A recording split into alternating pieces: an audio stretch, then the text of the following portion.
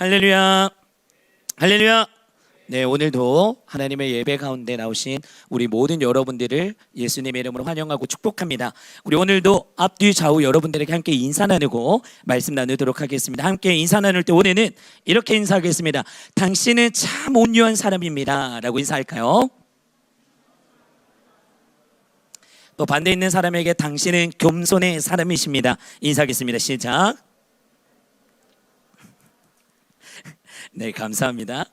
겸손한 사이입니다 말하라 할까? 이렇게만 인사하네. 네, 감사합니다. 오늘은 우리가 하나님의 성품, 그 온유에 대해서 함께 나누게 될 건데, 여러분 혹시 삶에서 살아가다 보면은 혹시 이런 말 들어본 적이 있으십니까? 너는 요즘 어떻게 살아가고 있니? 야, 너 어떻게 살아가고 있어? 너의 삶이 좀 잘 풀리는 것 같아? 이런 질문들이 여러분들에게 주어졌을 때, 자, 이 질문을 내가 들었을 때 우리가 생각할 수 있죠. 뭐 참 단순한 인사말이다 이렇게 들려질 수도 있는데, 그런데 여러분들의 특히 나이대 대학생이나 청년의 삶에 있어서 이 질문은요, 때때로 너무나 무겁게 느껴질 때가 있습니다. 왜일까요? 너는 요즘 어떻게 살아? 이 말이 왜 우리에게 너무나 무겁게 느껴질 때가 있을까요? 그 이유가 무엇일까요? 우리가 살아가고 있는 이 세상이요, 잘 살아야 한다는 이 보이지 않는 압박 속에서 우리가 살아가고 있기 때문입니다. 그렇기 때문에 우리가 갖춰야 한다는 여러 가지의 현상들이 드러나죠.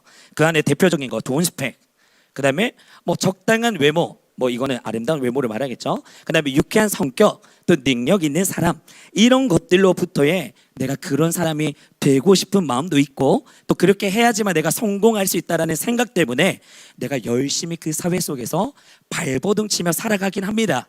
근데 그런 삶을 누리고 있음에도 불구하고 내 마음에 저 깊은 한켠에는요, 자꾸만 지쳐가며 내 스스로에게 이렇게 질문을 하는 경우가 있어요. 내가 왜 이렇게까지 하면서 살아가야 하는 걸까? 나 같은 사람이 뭐길래 내가 이걸 할 수 있을까? 아니, 내가 이거를 왜 하고 있지? 이런 패배의식이나 내 자존감이 무너지게 되거나 내 정체성이 점점 세상이 요구하는 것과 깨어지기 시작하면서 이것도 저것도 아닌 나의 삶이 되어져 가고 있다라는 것을 우리가 이전 설교에서도 많이 들어왔었습니다. 자, 그런데 오늘 본문에서는요, 예수님께서 우리에게 이렇게 말씀하십니다.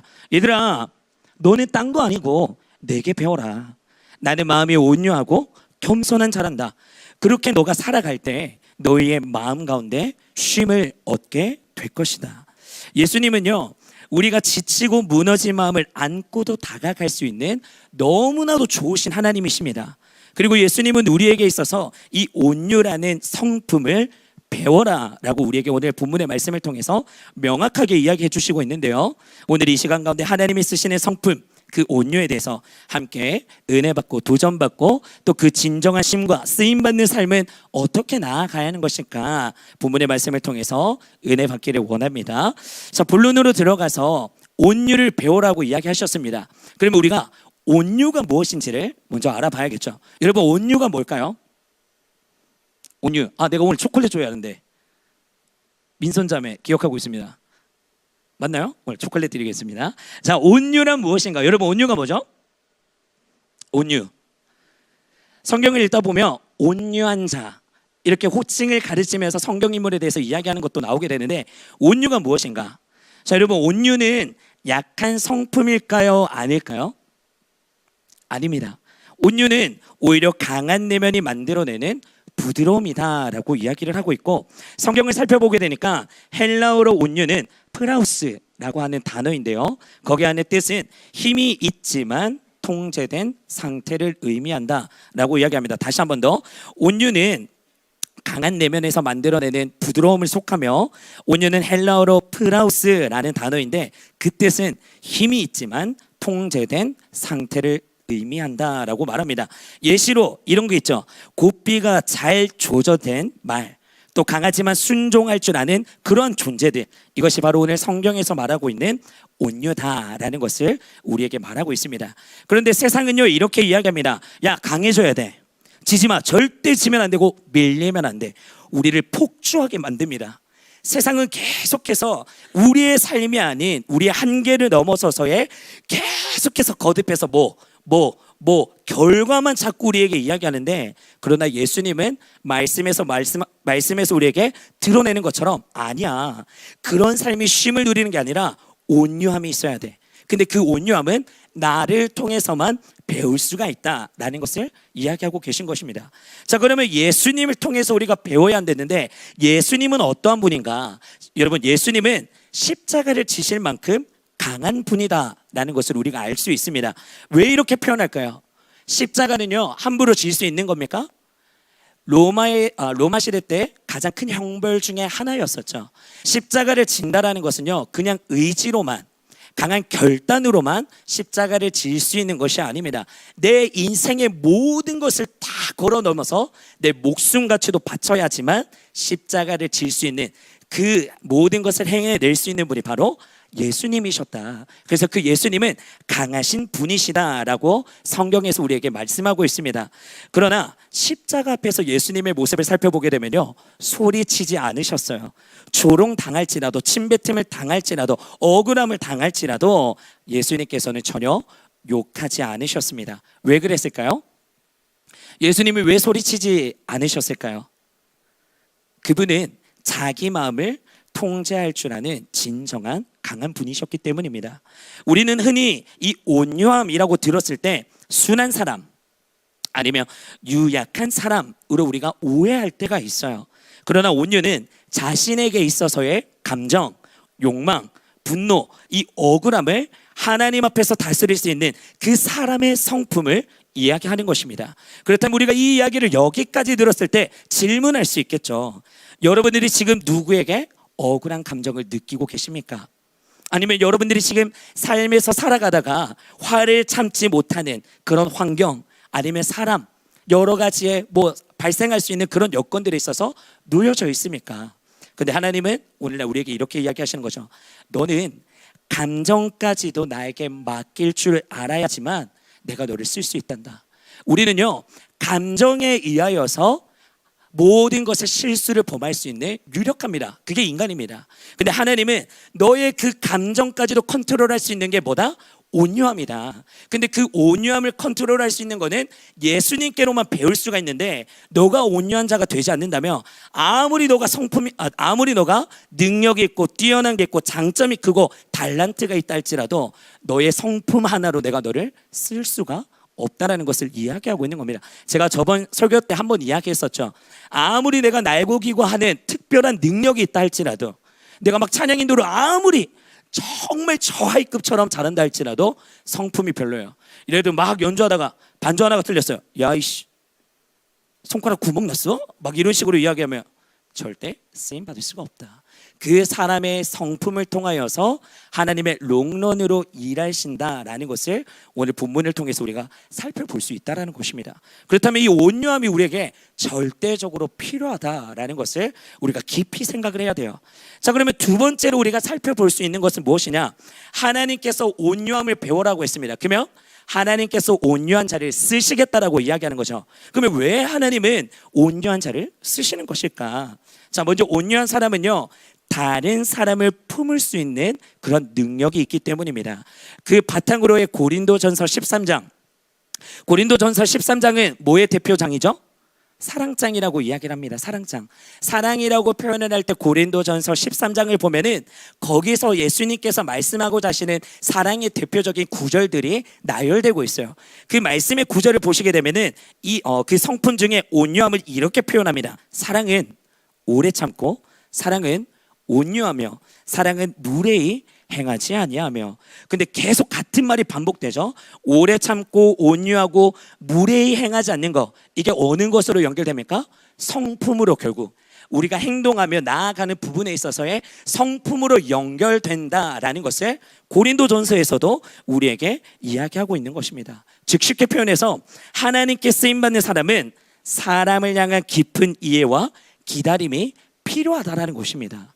여러분, 이게 훈련받지 않고서는 우리가 그 온유함이 우리에게 있을 수가 없습니다. 자꾸 침이 고여서 있을 수가 없습니다. 그래서 여러분들이 지금 20살 젊은 나이 때 온유함을 여러분들이 훈련받으면서 내 안에 내재가 온유함의 성품이 가꾸어져야 한다는 것입니다. 대표적인 예로 우리가 성경 인물 중에 한 사람만 살펴본다면은 모세를 한번 살펴보기를 원하는데요. 민수기 12장 3절의 말씀에 이렇게 기록되어 있습니다. 우리 한 목소리로 같이 한번 읽어볼까요? 시작.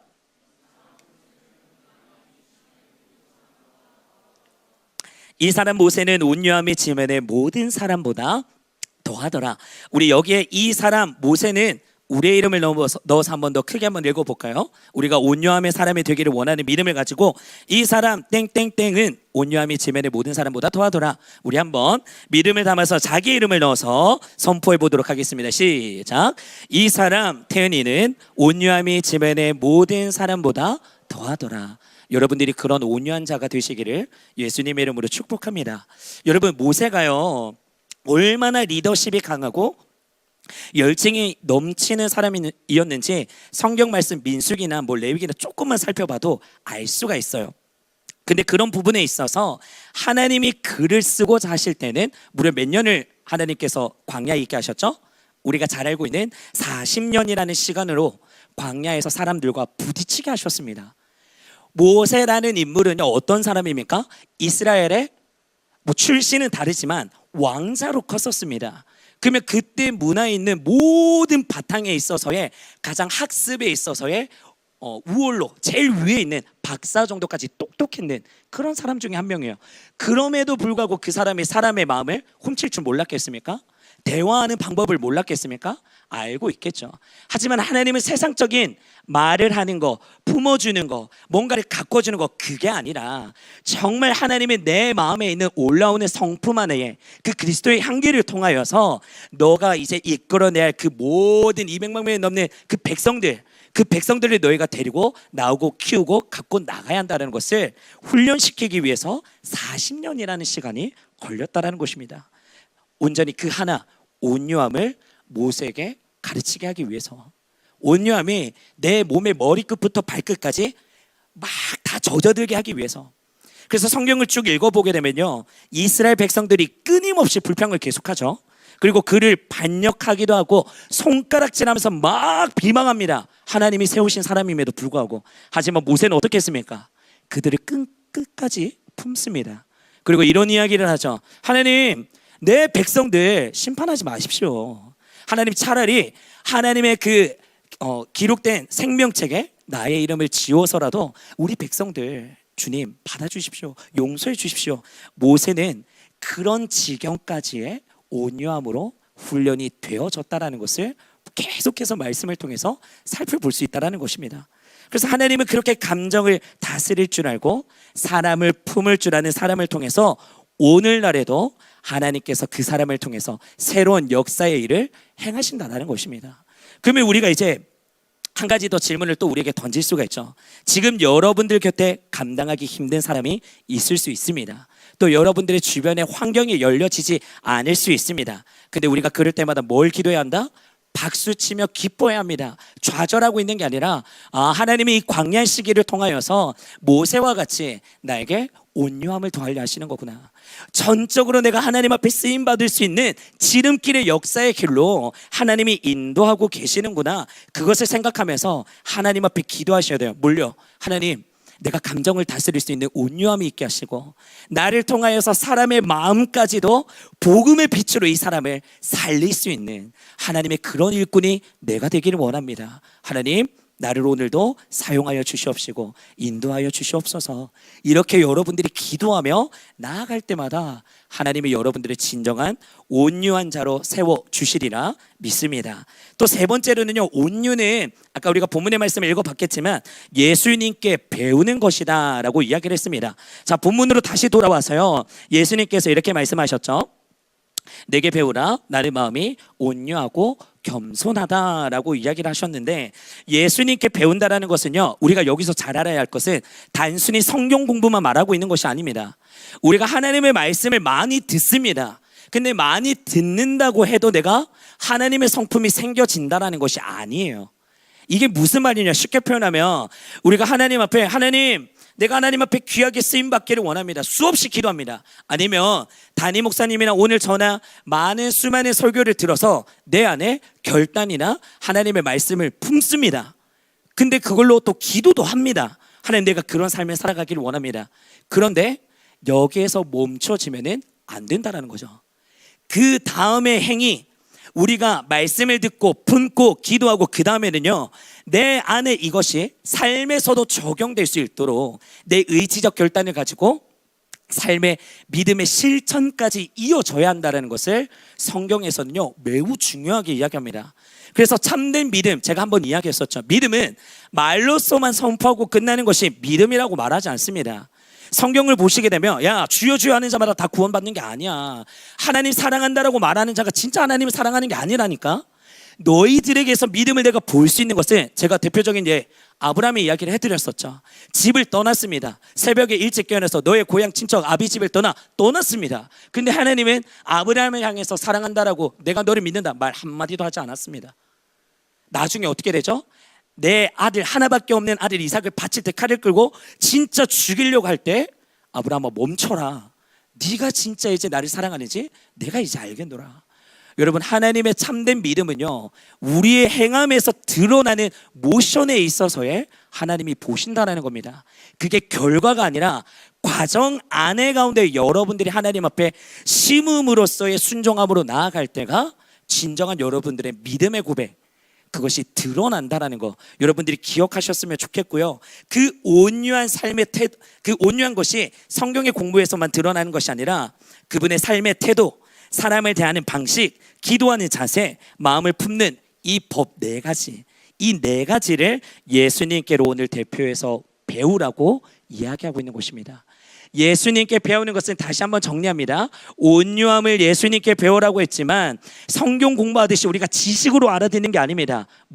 삶의 태도에서, 사람을 대하는 방식에서, 우리가 기도하는 자세에서, 그리고 마음을 품는 법 안에서, 즉 행함에서 드러나는, 실천적으로 우리가 심어야 하는 그 모든 것을 배워라 라고 오늘 이야기하고 있다는 것입니다.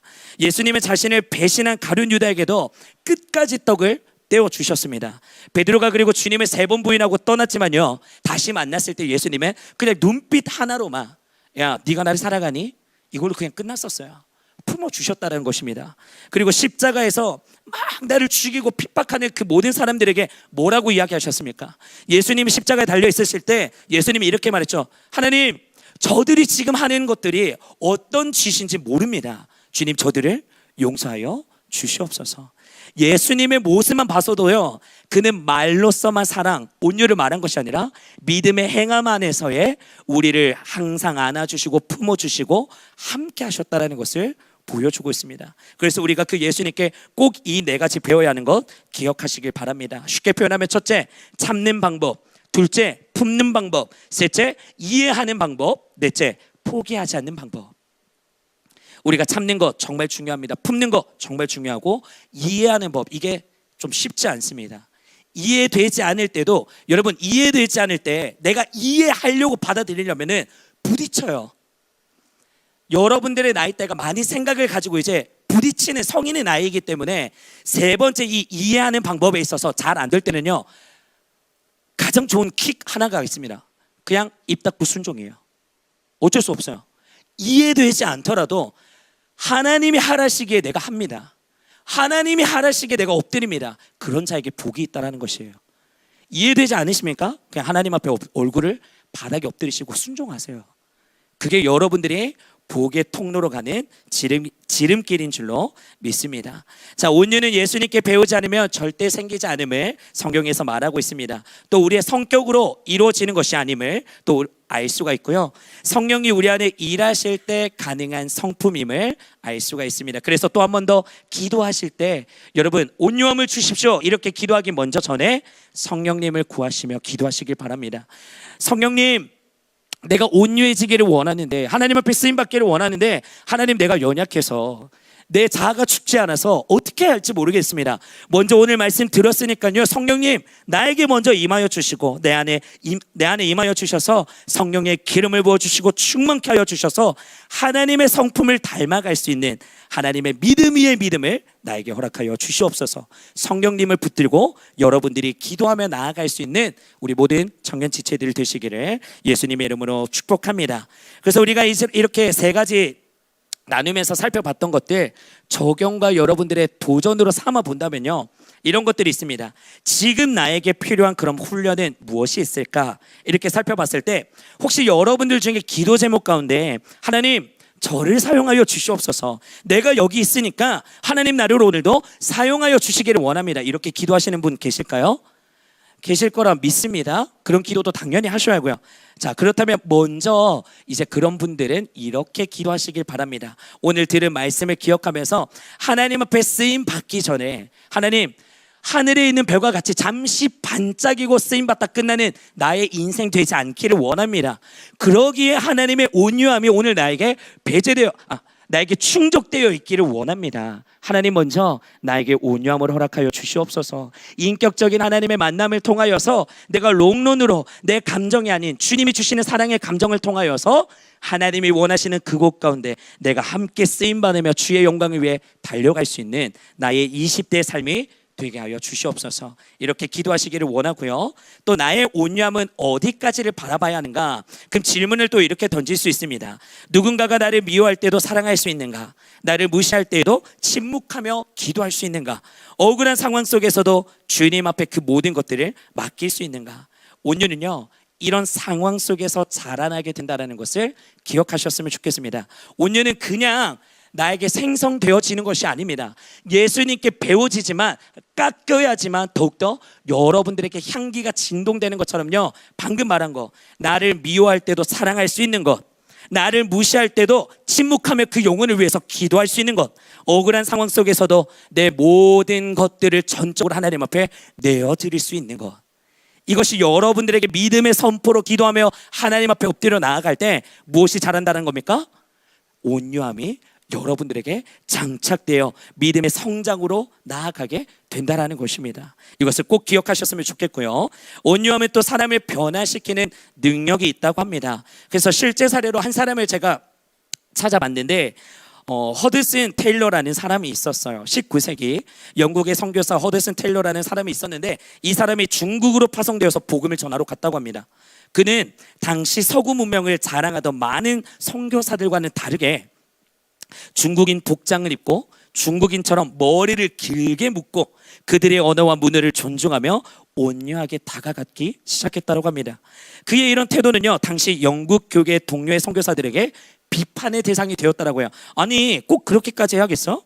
아니 왜 우리가 저들과 똑같아져야지만 복음을 전할 수 있다라고 이야기를 하느냐? 그런 게 아니야. 이런 식으로 많은 비난을 받았음에도 불구하고 이 선교사인 허드슨 테일러는 조용히 이렇게 대답했다고 이야기합니다. 나는 예수님이 하신 것처럼 그들의 마음에 들어가기를 간절히 원합니다. 그의 온유함은 그 뒤에 바탕에 있어서, 이제 시간이 없으니까 그 뒤에 있어서 그의 온유함을 통하여서 수많은 중국인들의 마음이 열리게 되었고, 그 중국 땅의 안에 있는 좀 많은 사람들이 또 함께 모여서 예배도 드리게 되고, 뭐 지하 쪽에서 했었겠죠. 그런 그의 온유함을 통해서 교회가 또 세워지고 열려지게 되었다라는 이야기가 있습니다. 이것이 바로 온유함의 능력이다라는 것을 살펴볼 수가 있어요. 그래서 우리 사랑하는 대학부 지체 여러분들이 우리 모두가 하나님의 성품을 지닌 이 온유한 자들이 되시기를 간절히 소망합니다. 그러므로 말미암아 우리에게도 이 수많은 복의 열매가 여러분들의 삶의 현장에서도 그 복음을 전하는 그 자리에 서서도 이런 것들을 만끽하고 누리며 또 하나님 앞에 더욱더 크게 쓰임받을 수 있는 우리 모두가 되기를 예수님의 이름으로 축복합니다. 이제 말씀을 마무리하도록 하겠습니다. 말씀의 본문을 살펴보시게 되면은 마지막에 쉼이라는 것이 나왔었어요. 본문의 말씀을 보게 되면요, 쉼은 이 또한 온유함에서 나온다라고 이야기를 합니다. 예수님께서 계속해서 말씀하셨다고 이야기합니다. 내게 배우라, 그리하면 너희의 마음에 쉼을 얻게 될 것이다. 우리는요, 생각을 해보면 이 쉼을 누릴 때는 강해야지만 쉼을 누릴 수 있다, 또 모든 것을 이루어야지만 내가 편해질 수 있다라는 생각을 가질 때가 참 많아요. 하지만 예수님은 그렇게 말씀하시지 않으셨습니다. 네 마음이 정말로 쉼을 얻기를 원한다면 나에게 배울 수밖에 없어. 그것이 온유함을 붓는 지름길이란다. 온유한 사람은 흔들리지 않는다라고 이야기를 합니다. 비난에도 우애에도 고난에도 무너지지 않는다라고 우리에게 말씀하고 계십니다. 하나님은 오늘 그런 한 사람을 찾고 또 찾고 계십니다. 그래서 이야기를 하시죠. 내가 누구를 보내며 누가 우리를 위하여 갈 것인가? 이렇게 예수님께서 하나님께서 우리에게 물어보실 때 여기 계신 우리 청년분들 중에서 이렇게 대답할 수 있는 청년이 있었으면 좋겠어요. 하나님, 내가 여기 있습니다. 하나님, 그러게 내 안에 오늘도 성령의 충만함과 온유함을 부어주셔서 하나님이 원하시는 그곳 가운데 쓰임받으며 내가 나아갈 수 있는 나의 20대 청춘의 삶을 드리기를 원합니다. 이렇게 믿음의 선포가 여러분들에게 자동적으로 누군가가 시켜서 나오는 것이 아니라 내 안에 하나님을 갈망하는 그 마음 가운데 여러분들이 어떤 직업 아니면 어떤 학교 어떤 것을 준비하고 있든 다 상관없이 하나님이 말씀하실 때 예스라는 말로 순종하며 나아갈 수 있는 우리 모든 믿음의 순종의 아이콘들 될 수 있기를 예수님의 이름으로 축복합니다. 우리 시간 가운데 들은 말씀들을 기억하면서 예수 닮기를 함께 믿음으로 고백하며 찬양하기를 원하는데요.